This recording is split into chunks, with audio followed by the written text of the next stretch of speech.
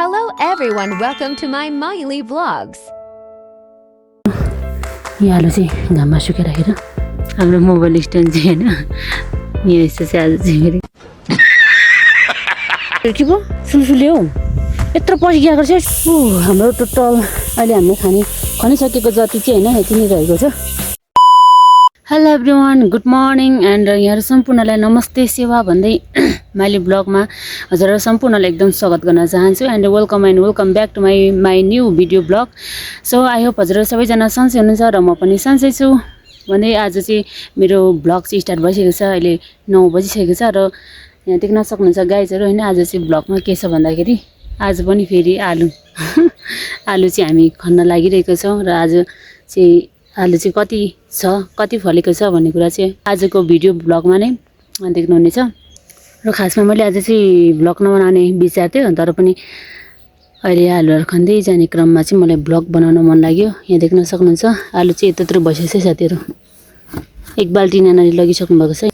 अगाडिको जुन मैले भिडियो ब्लगमा देखाएको थिएँ त्यहाँ चाहिँ झन् सबसे धेरै राम्रो फलेको थियो।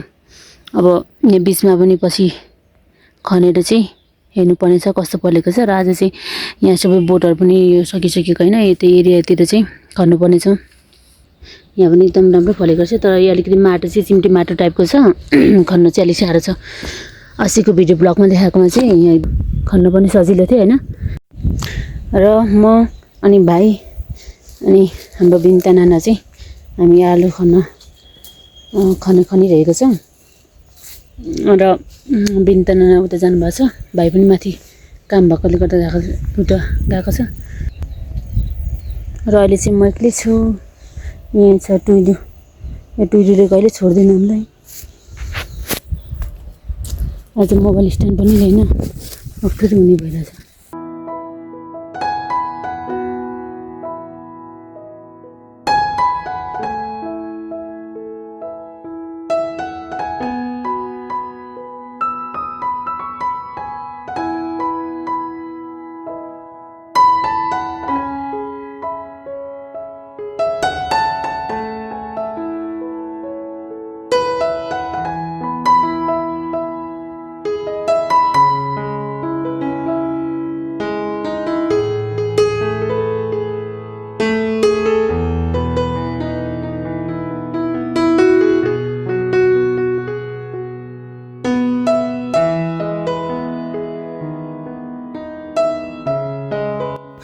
अघि एक बाल्टी, अहिले पुरा एक बाल्टी यहाँ खाली छ। यो चाहिँ हाम्रो ताजेको जति हामीले यहाँ एक जग्गा राखेको छौं। आज त्यति धेरै चाहिँ निस्किँदैन, अस्तिको जस्तो भन्ने हामीलाई लागिरह। हाम्रो मोबाइल स्ट्यान्ड चाहिँ हैन यहाँ यस्तो चाहिँ आज चाहिँ फेरि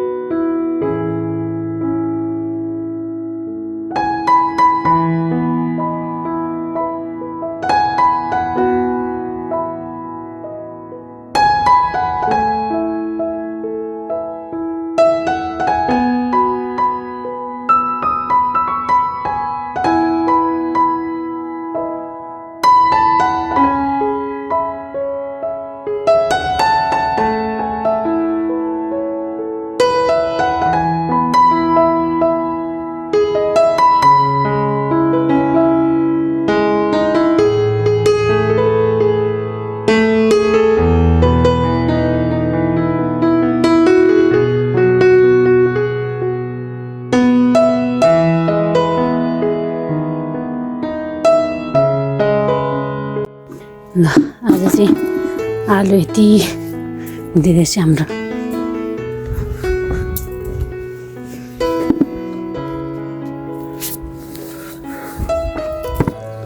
ठुलो भन्दा सानो ज्यादा छ है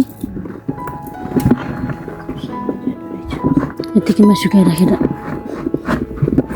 र अब चाहिँ हामी चाहिँ खाना खान जान लागिरहेको छौँ साथीहरू यो आलु चाहिँ घाममा सुकाइराखेर अब हामी भरे दिउँसो आउनेछौँ कति टाइमसम्म हुन्छ त्यति टाइमसम्म सुकाएर यसलाई चाहिँ सुकेपछि चाहिँ भित्र राख्नुपर्ने हुन्छ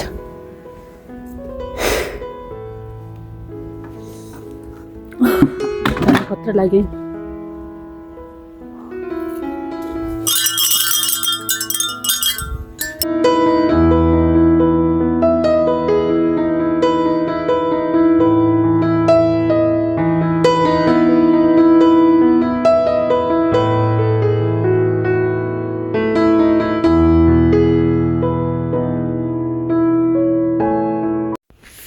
साथीहरू अहिले चाहिँ दिउँसो मैले यो राखेको छु अनि यहीबाट भिडियो बनाउनु लागिरहेको छु अनि अहिले चाहिँ हामी खाना खाएर हेर यो टुइलुले अङ्गालेको त के होइन यहाँ पो उयो के पो सुलसुले हौ यत्रो पछि गएको रहेछ सुलसुले जाँदो रहेछ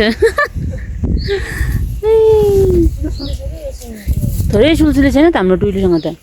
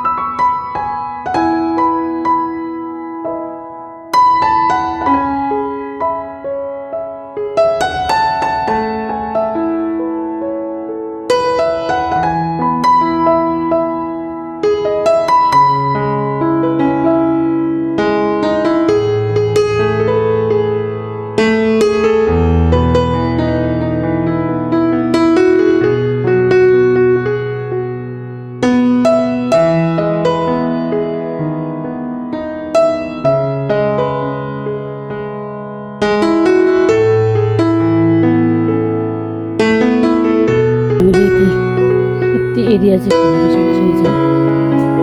यसमा कति बाल्टी आएन न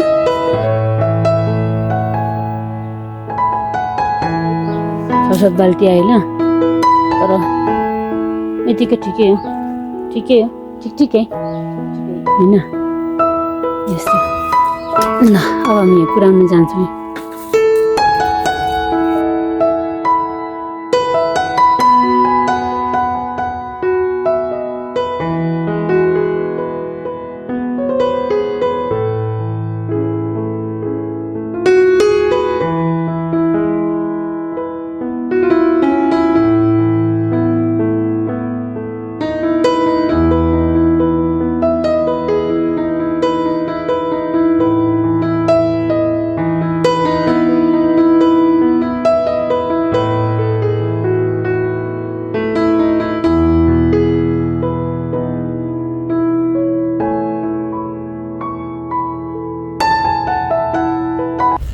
ल हामीले यति एरियाको चाहिँ अब पुरै सुकाइराखेर आइसकेको छौँ अब त्यहाँबाट देख्न सक्नुहुन्छ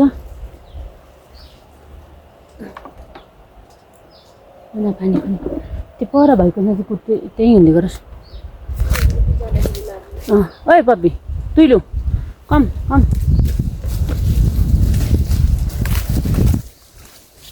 अब यो भनेको चाहिँ हैन यो जुन बोट हरियै छ यो चाहिँ रातो खालको आलु अब फेरि अलिक केही दिन पछाडि चाहिँ यसलाई पनि हामीले खन्नेछौँ खतरा फलेको छ तर यो रातो आलु चाहिँ गाई चरो अरू केही नभए नि